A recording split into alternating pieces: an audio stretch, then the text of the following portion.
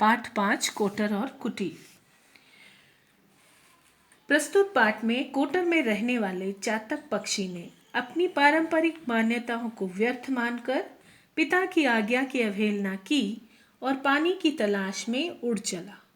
लेकिन दूसरी तरफ रास्ते में कुटीर में रहने वाले गोकुल की अपने पिता की सीख की ईमानदारी से कभी न टलना को जानकर उस चातक को क्या सबक मिला, आओ इस पाठ के माध्यम से जानते हैं। दोपहर का समय था। सूर्य अग्निशलाकाओं यानी आग की लपटों से पृथ्वी का शरीर जला रहा था। वृक्षों के पत्ते निस्पंद थे, उनमें किसी भी प्रकार की कोई हरकत नहीं थी, मानो किसी भयंकर कांड की आशंका से सांस सी साधे खड़े थे। भयंकर कांड यानी कुछ भयानक घटित होने वाला हो। इसी समय अपने छोटे से कोटर पेड़ का खोखला भाग, जहां चातक अपने पुत्र के साथ रहता था। चातक पुत्र प्यासा है और पिता उसे दिलासा देता है कि समय सदा एक सा नहीं रहता, परंतु पुत्र प्यास से व्याकुल होकर कहता है कि अब उससे और अधिक प्यासा नहीं रहा जाएगा। पिता के अनुसार घनश्याम के सिवा यानी कि मेघों के सिवा वे किसी और का जल ग्रहण नहीं कर सकते, यही उनके कुल का व्रत है। लेकिन पुत्र की व्याकुलता, पुत्र जो है बहुत उतावला हो रहा है, तो उसकी व्याकुलता को बढ़ते हुए देखकर पिता कहते हैं कि इस तरह से हम किसी और का जल ग्रहण नहीं कर सकते।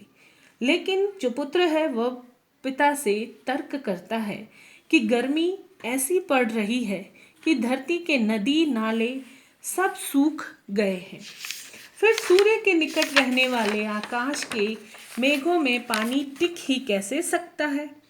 पिता समझाते हैं कि भोजन का स्वाद पाने के लिए थोड़ी सी शुद्धा अनिवार्य है, यानी भूखे रहोगे तो ही भोजन का असली स्वाद पता चलेगा। चातक पुत्र कहता है कि आदमी ने मेघों पर अविश्वास करके कृषि की रक्षा के लिए नहर, तालाब और कुओं का बंदोबस्त कर लिया है। पिता पूछते हैं कि तुम जल कहाँ से ग्रहण करोगे? पड़ोस की पोखरी से। तो जब पिता देखता है कि उसका बेटा किसी तरह नहीं मान रहा, तो वो उनसे प्रश्न करते हैं कि वो आखिर जल ग्रहण करेगा कहाँ से। तो पोखरी का नाम सुनते ही जो पुत्र था उसे एकदम से फुरहरी आती है और वह सोचने लगता है कि पड़ोस की पोखरी जो है वह तो कितनी गंदी है, उसमें बहुत ही गंदगी है, कई प्रकार की सूखी डंठल, कीड़े कुलबुलाते रहते हैं, सभी पशु पक्षी उसमें पानी पीते हैं और लोग अपने कपड़े भी धोते हैं। इससे ज़्यादा गंदगी और क्या हो सकती है। चातक ने युक्ति सोचते हुए जवाब दिया कि वह गंगा जल ग्रहण करेगा। पिता ने फिर समझाया कि गंगा जी तो यहाँ से 5 दिन की उड़ान पर है। अंत में वे बोले कि यदि तू नहीं मानेगा और यदि तूने कहीं एक बूंद भी ली तो हमें मुंह न दिखाना। यानी उसके आगे पिता हारते हुए से प्रतीत हुए और उन्होंने कह दिया कि अगर तुमने अपने कुल का व्रत तोड़ा तो हमें अपना मुंह न दिखाना। और चातक पुत्र जो है अपने पिता को प्रणाम करके फिर से उड़ गया। आगे अगले भाग में एक कुटीर है जहाँ पर बुद्धन नाम का एक व्यक्ति जो है अपने बेटे गोकुल के साथ रहता है। बुद्धन को पक्षाघात हुआ है। पक्षाघात यानी लकवा मारा जाना, जिससे उसका एक अंग काम नहीं करता और आधा शरीर जो है निष्क्रिय हो गया है और उसे इसी तरह बिस्तर में लेटे रहना पड़ता है। और ऐसे में गोकुल जो है उसका बेटा वही अपना घर चलाता है, यानी घर का जो खर्चा है वह सभी वही चलाता है और घर में खाने के लिए इस समय कुछ भी नहीं था।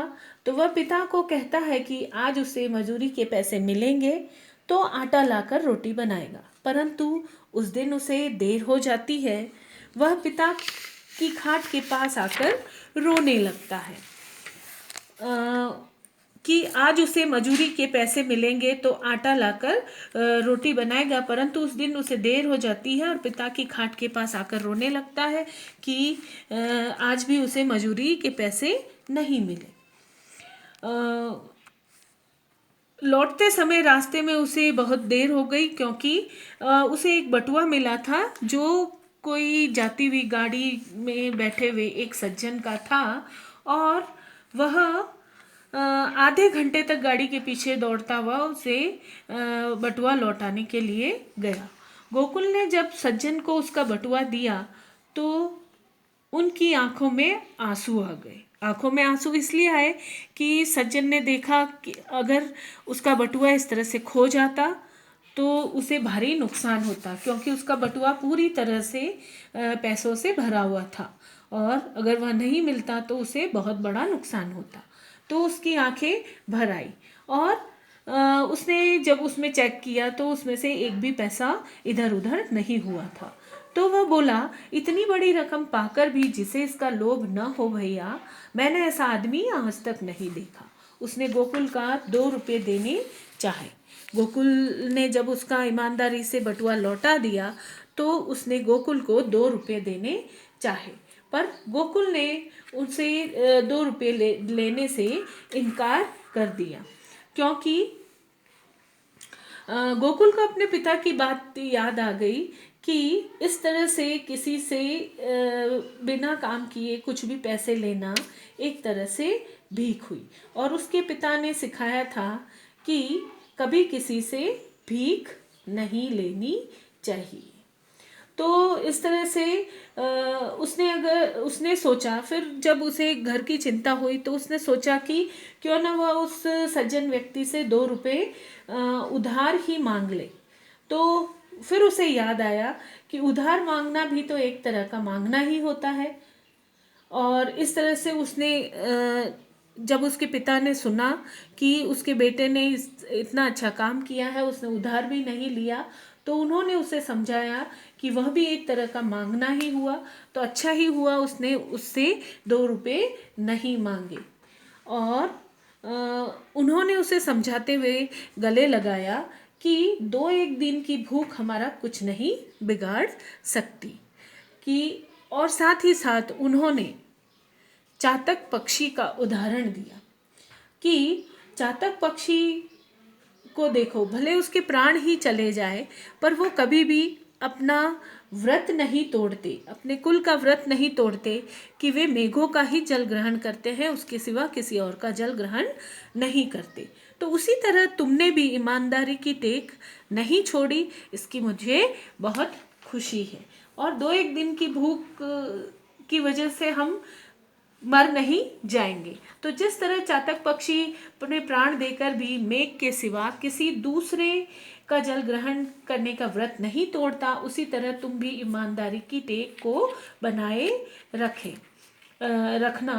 चातक पुत्र बुद्धन और गोकुल की बातें सुन रहा था। वहीं पास में पेड़ पर बैठा हुआ चातक पुत्र जो था वह इनकी बातें सुन रहा था, और जैसे ही उसने इनकी बातें सुनी उसकी आंखों से झरझर आंसू झरने लगे। वह इसलिए क्योंकि उसे अपनी गलती का एहसास हो गया था कि वह उसके पिता जो है उसे क्यों मना कर रहे थे इस तरह से पानी पीने के लिए। तब उसे अपनी कुल की मर्यादा या अपने कुल के व्रत का ख्याल आया। बड़ी कठिनता से वह रात बिता पाया, और क्योंकि अगर रात में वह उड़ता तो दिशा भटक सकता था।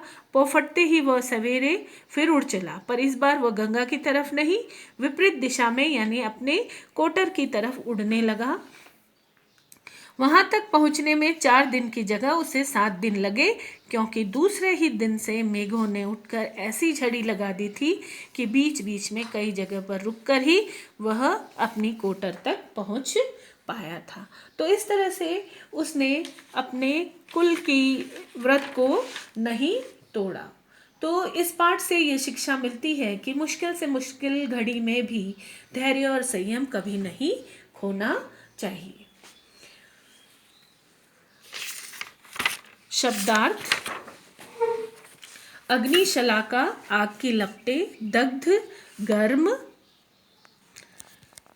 निस्पंद हिले डुले बिना हिले डुले, आशंका संदेह, कोटर पेड़ की का खोखला भाग, अधीर धैर्य रहित या परेशान, बाट रास्ता, सद सिद्ध करना, अनर्थ बुरा, यंत्रणा पीड़ा, तृप्ति तृप्त होने का भाव, क्षुधा भूख, पोखरी तालाब, स्मरण याद, पक्षाघात लकवा, अचल गतिहीन या अटल, अवशिष्ट बचा हुआ, प्रकृतिस्थ अपनी चित्त में शांत और ठहरा हुआ, महते मालिक या स्वामी, पाषाण पत्थर, वृतांत विवरण या घटना, विपत्ति मुसीबत।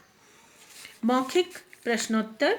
चातक पुत्र और उसका पिता कहाँ बात कर रहे थे? चातक पुत्र और उसका पिता पेड़ के कोटर के भीतर बात कर रहे थे। चातक पुत्र क्यों बेचैन था? चातक पुत्र प्यासा होने के कारण बेचैन था। चातक पक्षी कौन सा जल ग्रहण करते हैं? चातक पक्षी केवल वर्षा की बूंदों का जल ग्रहण करते हैं। चातक पुत्र किस जल को ग्रहण करने के लिए घर से निकला? चातक पुत्र गंगा जल ग्रहण करने के लिए घर से निकला।